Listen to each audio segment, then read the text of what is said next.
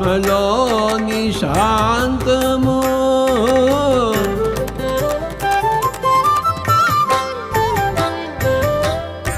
ఆత్మలోని అభయము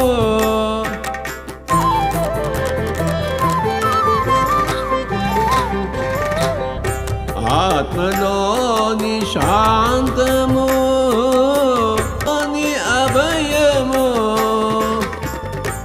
ఆత్మలోని శాంతము. ఆత్మ బంధువులందరికీ కూడా అనిత నమస్కరిస్తూ 33వ రోజు ప్రజ్ఞాత్మ న్యూ ఎనర్జీలో ఈరోజు మనం అందుకోబోతున్న జ్ఞానము బై డి రేవతీదేవి గారు.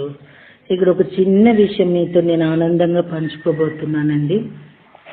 ఒక పుస్తకము ఆడియో చేయటము అనేది మీరు యాజ్ యూజువల్గా వింటున్న విషయాలు అవ్వచ్చు, ఊరికే జరగదు అనేది నా అనుభవము. ఇది నా 31వ పుస్తకం. ఈ సంవత్సర కాలంలో ఇంకా 1 మంత్ ఉందండి, 1.5 మంత్లో సంవత్సరం పూర్తవుతుంది. ఈ టైంలో ఈ 31వ పుస్తకం ఆడియో చేస్తూ నేను పొందిన అనుభవాలు, ప్రతి బుక్కి ఒక అనుభవం పొందాను. ఇప్పుడు ఈ పుస్తకాలకు అలానే అనుభవం పొందుతున్నాను, అనుభూతి పొందుతున్నాను. ఏది కూడా ఊరికే నా ద్వారా రాలేదు మాస్టర్. ప్రతిదీ కూడా ఒక ఆశ్చర్యంగా అట్లానే వచ్చినాయి. అలానే ఇప్పుడు నా ఫ్రెండ్ న్యూ ఎనర్జీ ఎసెన్షియల్ గురించి మాట్లాడుకున్నాం ఇద్దరం ఒకరోజు. వెంటనే బుక్స్ నేను చేస్తానని చెప్పి చేయటం జరిగింది. అంటే తను ప్రేరణ, ఈ బుక్ నువ్వు చెయ్యాలి అంటే ఇది నేను చేయటానికి కారణం అండి. ఒక 10 years క్రితమే బుక్స్ నేను కొనుక్కోవడం జరిగింది. కానీ చదివినా నాకు అప్పుడు అర్థం కాల, మధ్యలో తీస్తూ ఉండేదాన్ని కానీ నా బుర్రకి ఎక్కేది కాదు. ఈరోజు ఈ నాలెడ్జ్ నాకు అవసరం, చాలా అవసరం. సో ఈ రూపంగా ఈ నాలెడ్జ్ అందింపచేయటం కోసం ఒక ప్రణాళిక నా ద్వారా చేయిస్తున్నది అనే సత్యాన్ని నేను తరచి చూసుకుంటూ అర్థం చేసుకుంటూ వెళ్తున్నా. అయితే ఈరోజు ఒక మేడము నాకు కాల్ చేశారు, మెసేజ్ పెట్టారండి. ఈ క్రింద చాప్టర్లో నేను ఒక 2-3 పారాగ్రాఫ్లు చదవాల, నేను మిస్ అయ్యానండి అవి. ఆ మేడం నాకు మీ ఆడియో వింటూ నేను పుస్తకం రిఫర్ చేసుకుంటున్నాను, మీరు ఎందుకని అది చదవలేదని అడిగారు నన్ను. మెసేజ్ పెట్టారు. నాకు చాలా సంతోషం అనిపించింది. ఎందుకంటే అవేర్నెస్, ఈ జ్ఞానం అనేది ఇలాంటి, మరి తను ఒక ఎగ్జాంపుల్, నేను ఒక ఎగ్జాంపుల్, ఇలా ఎంతో మంది ఉన్నారు ఈ బుక్ని రిసీవ్ చేసుకునే వాళ్ళు, ఈ ధ్యానాన్ని రిసీవ్ చేసుకునే వాళ్ళు, ఇది విన్ని ఈ కొనుక్కొని వాళ్ళు, ఈ బుక్స్ కొనుక్కుంటున్న వాళ్ళు కూడా ఉన్నారు. సో అండి, ఎంత చైతన్యం విస్తరింప జరుగుతున్నది ఈ ప్రెజెంట్ టెన్స్లో. మనం ఏది తెలుసుకోవాలనేది ఈ పుస్తకాలు న్యూ ఎనర్జీ ఎసెన్షియల్లో చాలా వివరణగా ఉంది. సో అదంతా అందుకుంటున్నారు. నేను చేస్తున్న కృషి, నేను చేస్తున్న కష్టము, ఇది ఫలించింది. నా ద్వారా జరపబడుతున్న ఈ ప్రయత్నము సఫలమైంది అన్న ఒక ఆనందం కలిగిందండి. నిజం మాస్టర్స్, అది మీతో హ్యాపీగా నేను పంచుకుంటున్నాను. సో ప్రజ్ఞాత్మ గురించి చెప్పుకుంటున్నాం ఈరోజు. మన ఆత్మకి మన ప్రజ్ఞాత్మకి సంబంధం ఏమిటనే ప్రశ్న. ప్రజ్ఞాత్మన్నా, సత్యాత్మన్నా, దివ్యాత్మన్నా అన్నీ ఒకటే. మన ప్రజ్ఞాత్మ మనలోకి, మనమున్న ఎదిగిన ప్రకంపన స్థాయిలోకి రావాలనుకుంటున్నది. మన ఇంట్లో మనం ఒక గదిలో ఉన్నాం, ఇంట్లో ఎన్నో గదులు ఉన్నాయి. ఆ మిగిలిన గదులన్నీ కలిసి మన ప్రజ్ఞాత్మ. ఆ గదుల తలుపులు తెరవటం మొదలు పెట్టాలి. ఆ గదుల్ని మనలోనే ఉన్నాయి. మన అన్ని ఎంపికే అది. ఈ అన్ని ఎంపికల గురించి ఇక మీద తెలుసుకుంటాం. ప్రజ్ఞాత్మ మన నుంచి వేరని, అది ఎక్కడో ఉన్నదని అనుకుంటున్నాం. అది బయట నుంచి వచ్చి తలుపు తట్టదు, మన లోపల నుంచే వెలుగుతుంది. మనకు, మన దివ్యాత్మకు, స్పిరిట్ కి మధ్య ఏర్పాటు మనం తీసుకున్నదే. ఏర్పాటు ఇప్పుడు ఇక చివరికి వచ్చేసింది. వాటిని మన ఇంట్లోకి తెచ్చేసుకోవాలి. ఇప్పుడు ఏమిటి టోబియాస్ ఒక్కోసారి ఒక్కో రకంగా చెప్తున్నాడు. కాసేపు ప్రజ్ఞాత్మ ఎక్కడో వేరే చోట ఉన్నదని, ఇక్కడ ఏంజల్స్ దాన్ని జాగ్రత్తగా కాపలా కాస్తున్నారని, దాని ఎనర్జీని అటు ఇటు కాకుండా చూసుకుంటున్నారని చెప్తాడు. మళ్ళీ అంతలోనే అదెక్కడో లేదు, మీలోనే ఉన్నదంటాడు. మీలో నుంచి అది జాగ్రమవుతుందంటాడు. దేనిని నమ్మాలి? ఇది మనకు సహజంగా వచ్చే సందేశం, రావాల్సిన సందేహం కూడా. మనల్ని నెమ్మదిగా ఒక్కో మెట్టు ఎక్కించుకుంటూ తీసుకుపోతున్నాడు టోబియాస్. కనుక మొదట ఎలా చెప్తే మనకు అర్థమవుతుందో, తర్వాత ఎలా చెప్తే అర్థమవుతుందో ఆయా దశల్లో అలా చెప్తున్నాడు. నిజానికి ప్రజ్ఞాత్మ మన లోపల లేదు. మరి మన లోపల ఉన్నది ఏమిటి? ఆ ప్రజ్ఞాత్మతో ఉన్న సిల్వర్ కార్డ్ కనెక్షన్ మన లోపల ఉన్నది. నిజానికి ప్రజ్ఞాత్మ గ్రీడ్ల అవతల ఉన్నది. గ్రీడ్ల అవతల ఒకానొక తలంలో, అంటే వేరే ఫ్రీక్వెన్సీలో ఉన్నది. దాని నుంచి మన లోపలికి కనెక్షన్ ఉన్నది. అందుకే అది మనలోనే ఉన్నట్లు అనుభవం అవుతుంటుంది మనకు. అది ఉండటానికి ఏ తలంలో ఉన్నా మన నుంచి వేరుగా ఉన్నట్లు కాదు. ఈ వివరాలు ముందు ముందు అర్థమవుతాయి. దానితో కనెక్షన్ ఏర్పడడం, ఫోన్లో మాట్లాడటం లాంటిది. ఫోన్ ద్వారా అన్నీ జరగవు కదా. మనం 3వ పరిధిలో ఉన్నంత వరకు ఫోన్ కనెక్షన్ లేని ఫోన్ తీగలాగా ఉండండి. మన సిల్వర్ కార్డ్ మనకు సంబంధించినంత వరకు కనుకనే మనకు ప్రజ్ఞాత్మ నుంచి ఎటువంటి సహాయం వచ్చేది కాదు. గ్రీడ్లు కూడా దానిని రానియనంత చిక్కగా ఉండినాయి. పిండి జల్లించడానికి తీసుకునే జల్లెల్లో అల్లిక చిక్కగా ఉంటుంది. నూకలు జల్లించే జల్లెల్లో అల్లిక పల్చగా దూరంగా ఉంటుంది. అదేవిధంగా పిండి దిగడానికి కూడా అవకాశం లేనంత చిక్కగా ఉండింది గ్రీడ్ల అల్లిక ఇంతకాలము. మరి మనం ఆధ్యాత్మికంగా సత్యాన్ని తెలుసుకుంటూ సాగే కొద్దీ అల్లిక పల్చబడి దూరం అవుతోంది. కనుకనే మనకు ప్రజ్ఞాత్మ నుంచి కమ్యూనికేషన్ రావడం మొదలైంది. ఇంకా ఇంకా సత్యాన్ని అవగాహన చేసుకునే కొద్దీ అసలు అల్లికే లేకుండా పోయే స్థితి వస్తుంది. మనము న్యూ ఎనర్జీలోకి వెళుతున్న ఈ సందర్భంలో ఒక మాట చెప్పుకోవాలి. ఎనర్జీ పనిచేసే తీరుతెన్నుల్ని మనం గమనించటం అవసరం. మనం ఏది ఫీల్ అవుతామో, ఏది కళ్ళకు కట్టినట్లు ఊహించుకుంటామో అదే మనకు ఎదురవుతుంది. అయితే ఒక్కోసారి మనం అనుకున్న విషయాన్ని మరిచిపోతాం. మనం మరిచిపోయినా మనం చేసిన ఆలోచన వల్ల ఏర్పడిన ఎనర్జీ ఆ విషయాన్ని మరిచిపోదుగా. అది తన పని తాను చుట్టబెట్టుకొస్తుంది. హీలింగ్. మనం ఎనర్జీతో అనారోగ్యాన్ని హీల్ చేసుకోవాలంటే మన శరీరంలోకి ఏ విశ్వశక్తి ప్రవహిస్తున్నదో అది మన శరీరంలోని అణువణువులోకి ప్రవహిస్తూ అనారోగ్యాన్ని తొలగించే ఆరోగ్యాన్ని చేకూరుస్తున్నట్లు మనసులో ఫీల్ అవుతూ కళ్ళకు కట్టినట్లు చూసుకోవాలి. మనకు వచ్చిన అనారోగ్యం ఏ ఏ శరీర భాగాల మీద పనిచేస్తుందో ఆయా శరీర భాగాలు క్లియర్ అయిపోతున్నట్లు ఊహించుకోవాలి. మన ఊహ నిజంగా జరుగుతుందని ఫీల్ అవ్వాలి.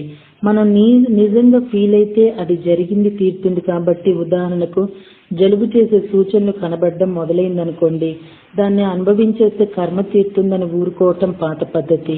అలా అనుకుని ఊరుకోకుండా జలుబు వల్ల ప్రభావితమయ్యే భాగాలు తల నుంచి ఊపిరితిత్తుల వరకు ఉన్నాయి కదా, ఆ భాగమంతా ఏ నెగిటివ్ ఎనర్జీ ఉండటం వల్ల జలుబు సూచనలు కనపడుతున్నాయో ఆ నెగిటివ్ ఎనర్జీ పాజిటివ్ ఎనర్జీగా మారిపోయి పూర్తి ఆరోగ్యాన్ని చేకూరుస్తుందని భావించాలి.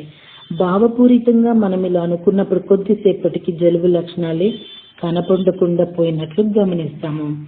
అలా ఈ పాయింట్ గుర్తు పెట్టుకోండి. మాకు అక్కడ జలుబు ఉదహరించారు. అట్లా ఏదైనానండి, ఒక కాలు నొప్పైనా సరే ఇట్లా భావన చేస్తూ ఉండాలి. ఒకసారి భావన చేసి అవ్వలేదంటే రేవతీదేవి గారిని నన్ను అనుకోవచ్చుమండి. ఎందుకంటే మాస్టర్స్, మనము ఎంత క్లియర్గా ఉంటే మనం చేసే భావన అంత క్విక్గా జరిగిపోతూ ఉంటుంది. ఇది గుర్తు పెట్టుకోవాలండి ప్రతి ఒక్కరూ.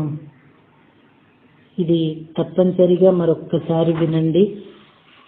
వాళ్ళ జలుబు సూచనలు కనపడతాయో ఆ నెగిటివ్ ఎనర్జీ పాజిటివ్ ఎనర్జీగా మారిపోయి పూర్తిగా ఆరోగ్యాన్ని చేకూరుస్తుందని భావించాలి. భావపూరితంగా మనం ఇలా అనుకున్నప్పుడు కొద్దిసేపటికి జలుబు లక్షణాలే కనపడకుండా పోయినట్లు గమనిస్తాము. అలా తొలగిపోయిన జలుబుని తిరిగి ఊహించుకోవటం మొదలు పెడితే, జలుబు ఎలా రాబోయిందో వివరంగా ఊహించుకోవటం మొదలు పెడితే ఆ జలుబు వాపసు రావటానికి కొంచెం కూడా వెనుకాడదన్న విషయాన్ని గుర్తుపెట్టుకోవాలి. తగ్గిపోవాలని అనుకునేసాను, తగ్గిందా లేదా అని మాటి మాటికి దాన్ని తలుచుకోరాదు. మనం దాన్ని ఎంత ఎక్కువగా తలుచుకుంటే అంత స్థిరంగా అది అక్కడ ఉండిపోతుంది. ఒకసారి దానిని హీల్ అయిపోవాలని అనుకుంటే అది హీల్ అయిపోయిందన్న నమ్మకంతో ఉన్నప్పుడు దాన్ని మాటి మాటికి అనుకోకుండా ఉన్నప్పుడు అది తప్పకుండా హీల్ అయిపోతుంది. ఓల్డ్ ఎనర్జీలో అయినా న్యూ ఎనర్జీలో అయినా జరిగేది మాత్రం ఇదే. అవుతుందా లేదా అని అపనమ్మకం మనలో ఉండొద్దు. మనం మనస్ఫూర్తిగా అనుకుంటే జరిగి తీరుతుందని ముందు మనం అర్థం చేసుకోవాలి. ఎలాంటి అనారోగ్యాన్నైనా మనం ఈ రకంగా హీల్ చేసేసుకోవచ్చు. అలా పూర్తి నమ్మకంతో భరోసాతో తమకు వచ్చిన క్యాన్సర్ని హీల్ చేసుకున్న వాళ్ళ గురించి మనం అప్పుడప్పుడు వింటుంటాము. ఇలా ఎనర్జీతో పనిచేయటం మనం ముందుగా అలవాటు చేసుకుంటే తరువాత అడుగులు చాలా తేలిగ్గా నిబ్బరంగా పడతాయి. ఎనర్జీతో పనిచేయడానికి టొబియస్ మనకు రకరకాల కిటుకులు చెప్తున్నాడు. ఆ కిటుకులను మనం సరిగా అర్థం చేసుకుంటే వాటన్నిటి వెనుక ఒకే సూత్రం కనబడుతుంది. ఆ కిటుకులేంటో ముందుగా చూద్దాం. న్యూ ఎనర్జీ పనిముట్లు. అన్నీ వదులుకున్న మనకు ముందుకు సాగడానికి ఏదో ఒకటి ఆధారం కావాలి. కొత్త ఆధారం ఏదీ లేకుండా పాతదాన్ని ఏ భరోసాతో వదిలేయాలి? కనుక ముందు కొత్త ఆధారాన్ని చూపండి, అప్పుడు పాతదాన్ని వదిలేస్తాము అని అంటుంటారు కొందరు. పాతదాన్ని వదిలితే గాని కొత్తది అలవడని పరిస్థితి ఇది. అయితే మనకు ధైర్యం రావడానికి, న్యూ ఎనర్జీలోకి సాగడానికి టొబియస్ మనకు కొన్ని ఎనర్జీ పనిముట్లను అందిస్తున్నాడు. వీటిని మనం ఆచరణలో పెట్టడం మొదలు పెడితే మనకు భరోసా ఏర్పడడం మొదలవుతుంది. తొలి దశలో ఈ పనిముట్లు మనకు ఎంతగానో సహాయపడతాయి. న్యూ ఎనర్జీ పనిముట్లు మనకు ప్రేమ పూర్వకమైన బహుమతులుగా అందిస్తున్నాడు టొబియస్. ఇవి మనల్ని ఖచ్చితంగా శక్తివంతుల్ని చేసే బహుమానాలు. వీటిని వాడడం మొదలు పెట్టినప్పటి నుంచే మనం న్యూ ఎనర్జీలోకి అడుగు పెట్టడం మొదలు పెడతాము. ఈ పనిముట్లు మనకు ప్రేమను బలాన్ని ఇస్తాయి. గొడ్డుకు తిన్నది పుష్టి, మనిషికి ఉన్నది పుష్టి అంటారు. మనకి ఇంత బలగం ఉన్నది అనుకున్నప్పుడు మనిషికి ధైర్యంగా ఉంటుంది, నిశ్చింతంగా ఆత్మస్థైర్యంతో ముందుకు సాగుతాడు. మనకు కావలసినంత పరివారం ఈ పరికరాల రూపంలో ఉన్నదని మనకు తెలియజెప్పి భరోసా ఇవ్వటం ఇక్కడ టొబియస్ ఉద్దేశం. ఈ పనిముట్లను మనకు కొత్తగా ఇప్పుడు ఇవ్వడం లేదు, అవి ఎప్పుడూ మనవే. మనం మర్చిపోయిన మన పనిముట్లను డబ్బాలో పెట్టి మనకు అందిస్తున్నాడు టొబియస్. వీటిని మనం సొంతం చేసుకుని ఉపయోగించాలి. వీటితో సాధన చేయాలి. వీటితో ఇతరులకు బోధ చేయాలి. చెప్పేవాడిలో సత్తా ఉన్నప్పుడే వినేవాడిలో ఆ విషయం పట్ల గురి కుదురుతుంది. బోధించేవాడు ఏమీ ఉపయోగించలేని వాడు, చేతకాని వాడైతే వినేవాడికి ఆ విషయం పట్ల గౌరవం లేకపోయి మనసుకి ఎక్కదు. అందుకే ఈ బహుమానాలను, ఈ పరికరాలను, ఈ లక్షణాలను ముందుగా బోధకుడు అలవర్చుకోవాలి. అప్పుడే అతను ఇతరులకు సజీవ ఉదాహరణ కాగలుగుతాడు. ఎదుటి వారిలో భరోసాని, నమ్మకాన్ని కలిగించగలుగుతాడు. బోధకుడు అనగానే మన గురించి ఏదేదో ఊహించుకోవాల్సిన పని లేదు. మనం దేన్నైనా అనుభవించి అది మనకు నచ్చితే సహజంగానే మనం ఇతరులకు దాని గురించి చెప్తాము. ఫస్ట్ దండి సేనాని దండము అంటే బెటన్ అంట. అన్నిటికంటే మొదటిదైన ఈ సేనాని దండము మన నిజమైన ఎనర్జీకి, మన ప్రజ్ఞాత్మ నుంచి వచ్చే మన నిజమైన శక్తికి ప్రతీక. అంటే ఇది మన శక్తివంతులమన్న విషయం మనకు గుర్తు చేస్తుందన్నమాట. మన సంపూర్ణత్వాన్ని మనం అంగీకరించి స్వీకరిస్తున్నాము. ఇంతకాలము ఇవ్వకుండా ఇప్పుడు మాత్రమే ఎందుకు ఇవ్వటం జరుగుతుందంటే ఇంతకాలము ఈ శక్తిని ధరించే స్థితిలో మనం లేము. ఇప్పుడు ఆ శక్తి మనలో ఏర్పడుతుంది కాబట్టి మనకు మన పనిముట్లను అప్పగిస్తున్నారు. మన ప్రజ్ఞాత్మను, దాని శక్తిని మనం అంగీకరించినట్లయితే దానితో మనకు అనుసంధానం ఏర్పడుతుంది. ఇప్పుడు అమ్మా నాన్న అనుకోండి, ఏదైనా వాళ్ళే స్కూల్కి వచ్చి కట్టడం, మనకి ఏది కావాలన్నా వాళ్ళే తీసుకెళ్ళి కొని పెట్టడం జరుగుద్ది. 10th అయిపోతుంది, ఇంటర్లోకి వస్తాము అంటే ఎదిగాము, అప్పుడు వాళ్ళే మనకి మనీ ఇచ్చి కొనుక్కోమని చెప్తూ ఉంటారు. అంటే ఎదుగుతున్నప్పుడు అభివృద్ధి ఎలా మార్పులు చెందుతాయో అప్పుడే మన భౌతిక జీవితంలో కూడా మనం అందుకునేవి కూడా మార్పులు చెందుతూ ఉంటాయి కదండి. ప్రజ్ఞాత్మకు తన శక్తి బాగా గుర్తుంటుంది కాబట్టి మనకు కూడా జాగ్రత్త అవస్థలోనే, అంటే నిద్రలోకో ధ్యానంలోకి వెళ్ళినప్పుడు మాత్రమే కాకుండా పూర్తి మెలకుగా ఉన్నప్పుడు సైతం మన నిజతత్వం, జ్ఞానం గుర్తుంటాయన్నమాట. కనుక అప్పుడు మనం విషయాలకు, సమస్యలకు అతీతంగా ఎదిగి నిలబడగలుగుతాము. ఓకే మాస్టర్స్, మరి రేపు తలగడ అంటే దిండు గురించి చెప్పబోతున్నారు. మరి రేపటి రోజు వరకు వెయిట్ చేద్దామండి. Thank you very much.